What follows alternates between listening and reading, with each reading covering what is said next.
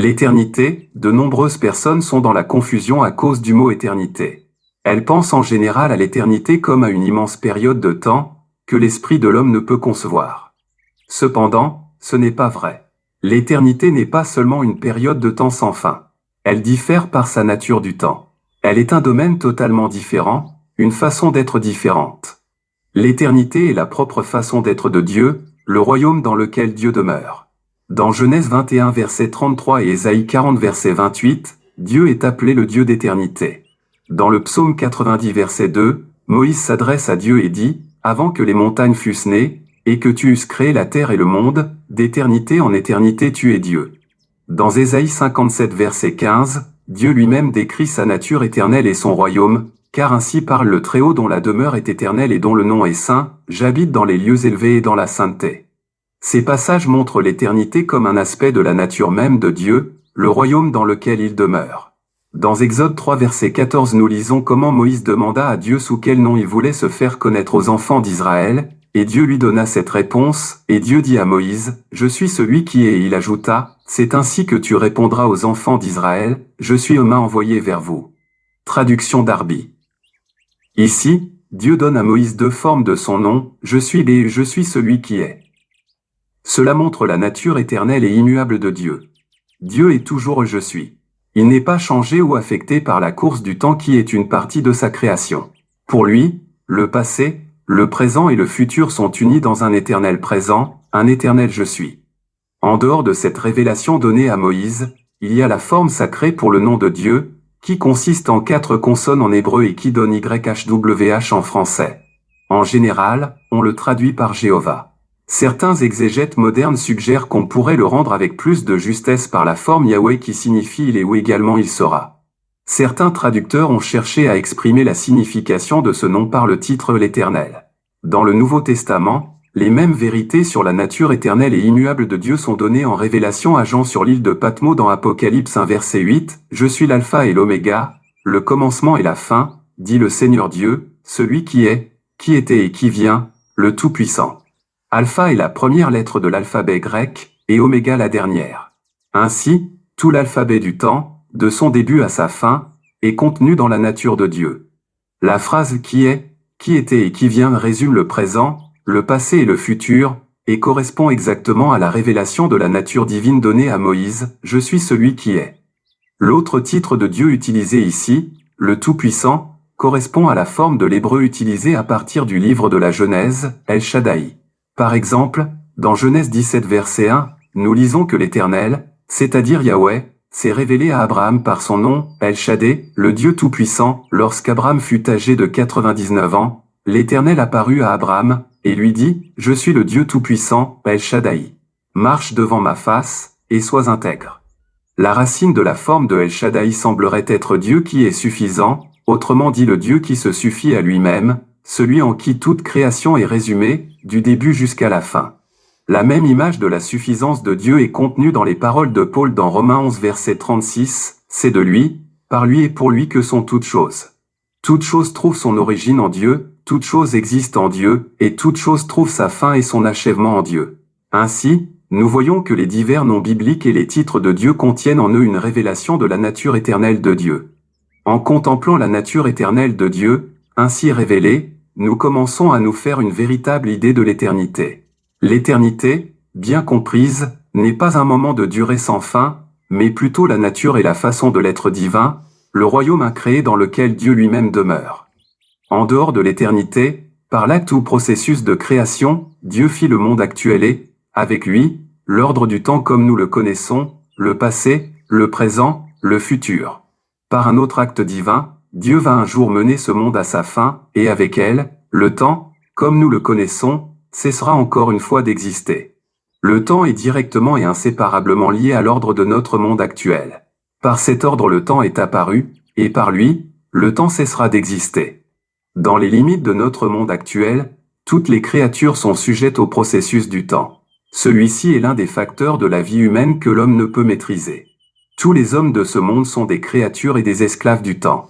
Aucun homme n'a le pouvoir d'arrêter le cours du temps ni de l'inverser. Cette domination inexorable du temps dans les préoccupations des hommes a toujours été présente dans les pensées et l'imagination des êtres humains à travers l'histoire de la race humaine. À plusieurs reprises et de façon différente, les hommes ont cherché à échapper à la domination du temps, mais en vain. Le poète anglais Andrew Marvell manifeste le cri de la race humaine lorsqu'il dit « Pour toujours derrière moi j'entends le chariot ailé du temps se profiler à l'horizon ». Sous d'innombrables formes et figures de rhétorique, des poètes et des philosophes de tous âges et de tous milieux ont exprimé la même pensée, la course inaltérable et l'inexorable domination du temps sur tous les hommes et les choses créées. Il y a quelques années, la physique, grâce à la théorie de la relativité, a apporté une contribution notable à la compréhension du temps. En bref, cette théorie affirme que le temps et l'espace sont inséparablement liés, ainsi, nous ne pouvons expliquer l'un en faisant abstraction de l'autre. Nous ne pouvons pas définir avec précision l'espace sans le relier au temps, ni le temps sans nous référer à l'espace. Ils forment à eux deux ce que la science appelle l'espace-temps. Si nous cherchons à ramener cette théorie moderne à la révélation de la Bible, nous pourrions dire que cet espace-temps est la charpente sur laquelle se greffe tout l'ordre actuel du monde. Par un acte souverain de Dieu, il a existé en même temps que l'ordre du monde présent, et par un autre acte souverain de Dieu, cet ordre du monde présent, ainsi l'espace-temps dans lequel il existe, cessera une fois encore d'exister. Avant, derrière et au-delà de tout l'espace-temps, la nature éternelle et l'être divin demeurent immuables. La Bible révèle que, pour le monde présent tout entier, la fin du temps arrivera à un moment ordonné d'avance par Dieu. Cependant, il y a un sens dans lequel chaque individu, même en vie encore maintenant, doit s'incliner devant cet édit divin, celui que le temps cessera. En tant qu'individu, nous n'avons pas besoin d'attendre la fin de l'ordre de ce monde. Un moment est prévu pour chacun d'entre nous où le temps n'existera plus, un moment où chacun arrivera à la fin de la course du temps, et passera de ce temps à l'éternité. Dans la maison de Chaim Weizmann, le premier président d'Israël, les aiguilles de la pendule furent arrêtées à l'heure de la mort du président.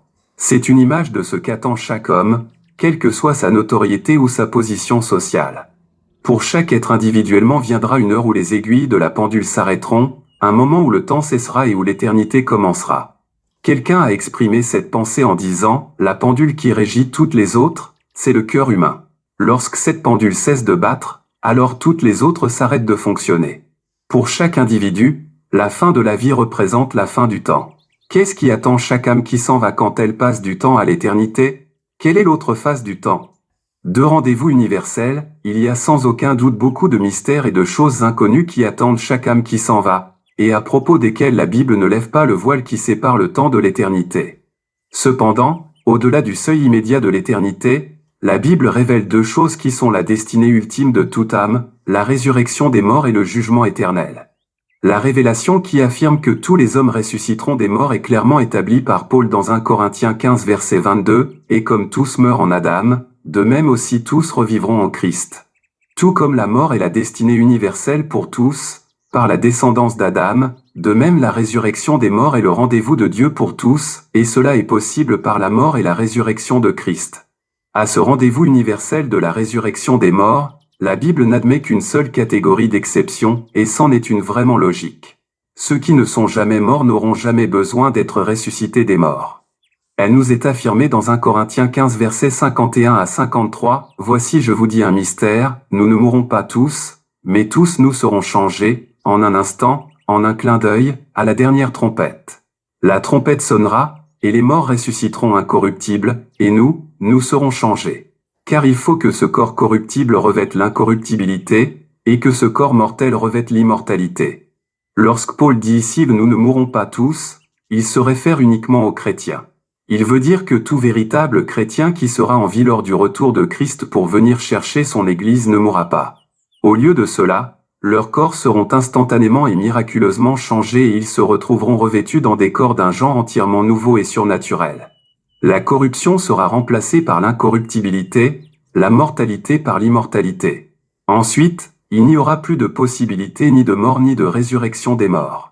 À part cette catégorie de véritables chrétiens qui seront en vie au moment du retour de Jésus, nous pouvons trouver deux autres exceptions au rendez-vous de la résurrection des morts. Ce sont Enoch et Élie, les deux hommes cités dans l'Ancien Testament qui furent transportés de la terre au ciel sans voir la mort. La Bible ne donne nulle part de détails de ce que fut la dernière expérience de ces deux hommes. Mais une chose est certaine, ceux qui ne sont jamais morts n'auront jamais besoin d'être ressuscités des morts. D'autre part, la Bible révèle clairement que tous ceux qui sont morts ressusciteront des morts. L'autre grand rendez-vous de Dieu dans l'éternité pour tous les hommes est le jugement. Dans Actes 17 versets 30 et 31, Paul avertit le peuple d'Athènes que le monde entier devra un jour affronter le jugement de Dieu. Dieu, sans tenir compte des temps d'ignorance, annonce maintenant à tous les hommes, en tout lieu, qu'ils aient à se repentir, parce qu'il a fixé un jour où il jugera le monde selon la justice, par l'homme qu'il a désigné, ce dont il a donné à tous une preuve certaine en le ressuscitant des morts. Le rendez-vous de Dieu pour le jugement est fait pour le monde entier, pour toute la race humaine. C'est pour cela qu'il est ordonné à tous les hommes de se repentir, car tous les hommes seront un jour jugés. Dans Romains 14 versets 10 à 12, Paul avertit les chrétiens qu'ils doivent aussi se préparer à subir le jugement de Dieu. Mais toi, pourquoi juges-tu ton frère? Ou toi, pourquoi méprises-tu ton frère? Puisque nous comparaîtrons tous devant le tribunal de Christ.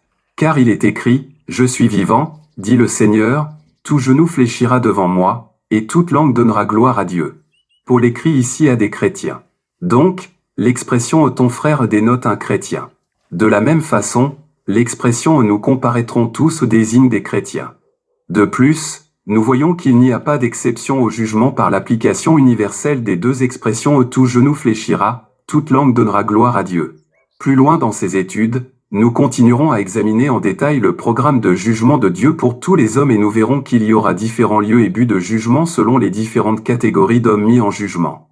Entre-temps, nous avons établi ce principe de base selon lequel tous ceux qui meurent seront ressuscités et jugés. Ce principe est résumé dans Hébreux 9 verset 27, « Et comme il est réservé aux hommes de mourir une seule fois, après quoi vient le jugement. » Ici, l'expression « il est réservé aux hommes » inclut toute la race humaine en général.